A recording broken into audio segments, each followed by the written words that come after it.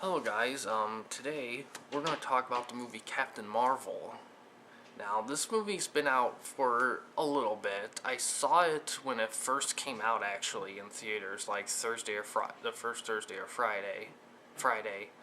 So it's been a bit, but it's still fresh. Man, people seem to have issues with this movie, but we'll get to that here. Movies was released in 2019. It's rated PG-13, and it's about 2 hours and 3 minutes long. It has a 7.1 out of 10 on IMDb with about 155,000-ish user votes, and has 64% on Metacritic with about 55 critics. It stars Brie Larson, who was known for being in the movie Room, and Samuel L. Jackson for Pulp Fiction and everything, really. And it was directed by two people, Anna Rodin. I think it's Rodin, and Ryan Fleck. They both did Sugar and some other stuff. They're frequent collaborators, I imagine. On Rotten Tomatoes, the movie has 79%. It's certified fresh with about 422 critics and 62% by audiences with, alright, 12. On Rotten Tomatoes, it still has about 12,000, but most people, if you don't know, there was a lot of troll user reviews on Rotten Tomatoes for that movie that plummeted the score down, and Rotten Tomatoes has been slowly trying to eliminate them as they go, and there was a lot more to it, and they're still cutting them down. So that number might be misused, and that's the first movie I've ever seen where that's really happened, and it's quite unfortunate. And the critics' consensus on Rotten Tomatoes is packed with action, humor, and visual thrills. Captain Marvel introduces the MCU's. Let's see.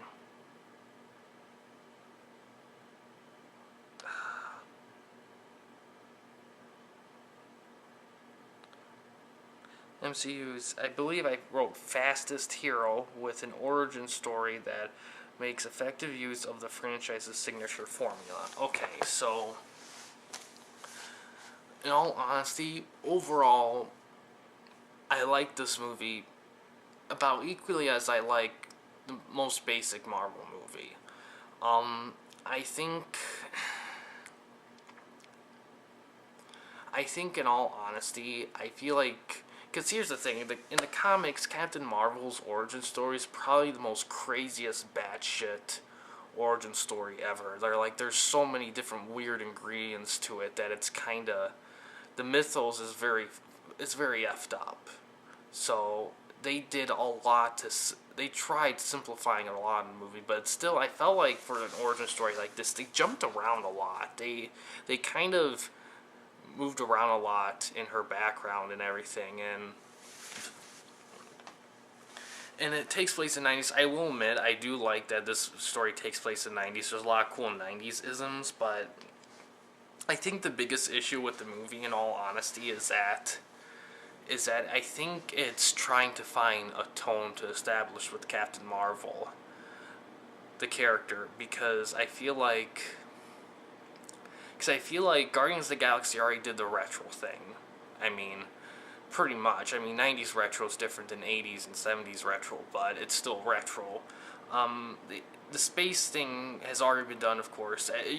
In all honesty, as much as the Captain Marvel movie, it's also kind of a Guardians of the Galaxy prequel, because it features Ronan as a villain, but I'm going to say this, and it is a little bit of a spoiler, but Ronan doesn't have a huge part in the movie. I mean, he plays a part, but it's not as huge as I thought it would be, and I'm not going to lie, I was a little disappointed, because if you're going to bring him back well, it's tough, because it's not a spoiler now, but Ronan was the main villain in the first Guardians of the Galaxy movie, and menace, spoiler, he dies.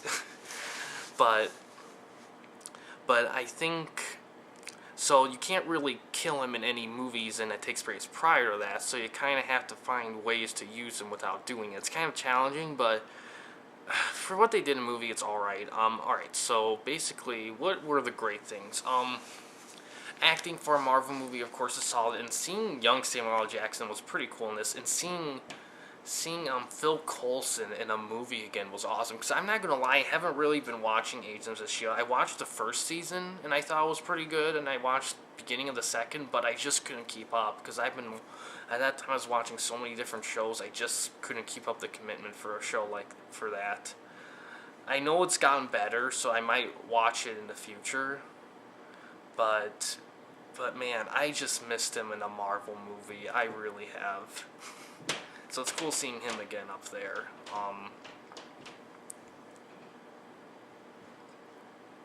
Let me think. All right, so acting overall is solid in all honesty. Story, I think the weak point of the movie is I think the story, because the story I feel like doesn't really actually. It's tough because the movie technically doesn't have any super weak points in my opinion, other than I feel like in its attempt to try to be its own thing, it ends up kind of being, because in all honesty, it doesn't really feel like, it feels like, even though it is Captain Marvel, it does feel like it's part of the Guardians of the Galaxy universe. It really does, and I feel like it kind of, and it's a great universe to be a part of, but it's not really, because between that movie and then the third Thor movie which was very space-esque, I feel like if you're going to do Captain Marvel, you kind of have to find a way to make her stand out in a way, and I don't think they did it with this movie. I feel like with this movie, I felt like, I will say this, they did a great job of handling her complex origin, so I did feel like they did a good job there. I thought the jokes were hilarious. I really did. Brie Larson, I think, did a solid job with it. I think, I think the movie could have done more of a better job of giving her. She has a personality, but I feel like a large chunk of the movie was her trying to discover who she was, and I felt like it was so focused on that we didn't really get to know her to a degree. We didn't really see her quirks per se. She was very focused on finding and doing stuff that it wasn't really made. It's kind of hard to describe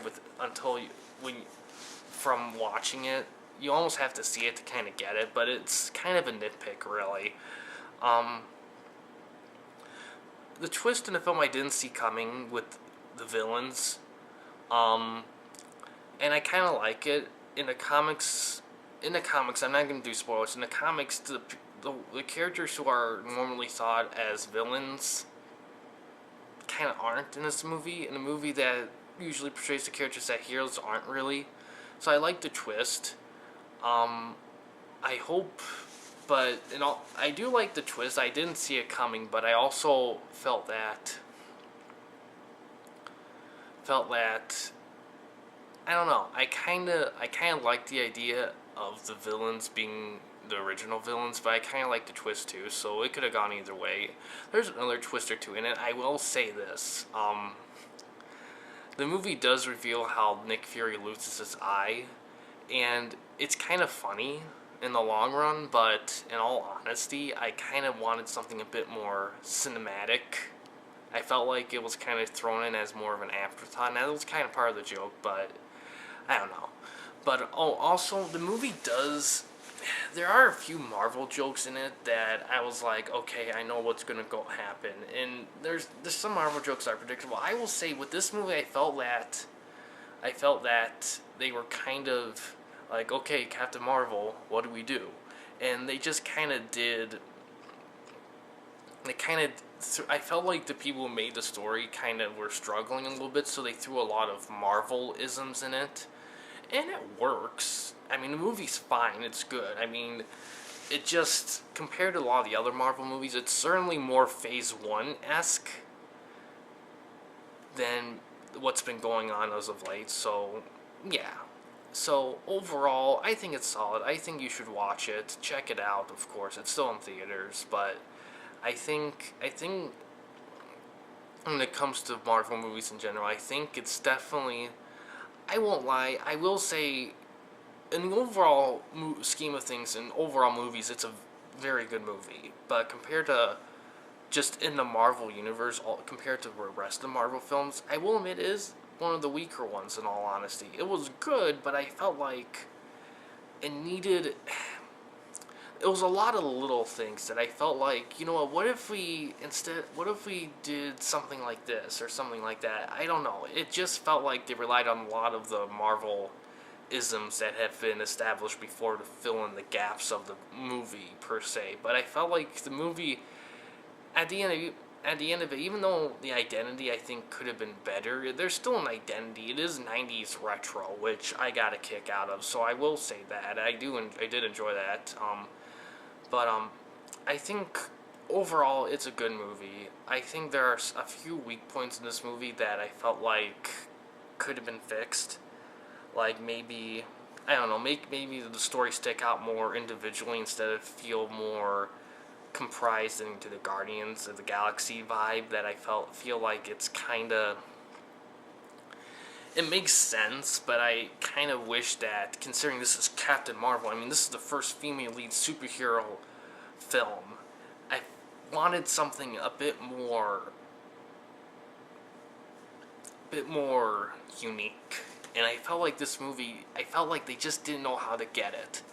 And who knows, maybe in Endgame, Avengers Endgame, or maybe in a Captain Marvel sequel, we all know there's going to be one, that there could be, they could change it, they could make it better, they've done it before, so we'll see what happens. But outside of that, it's a pretty awesome movie. I recommend checking out like all the other Marvel movies, and yeah, it's still in theaters. I recommend checking it out and taking a look for yourself. Thanks for watching. Please subscribe and like the videos, and have a good day.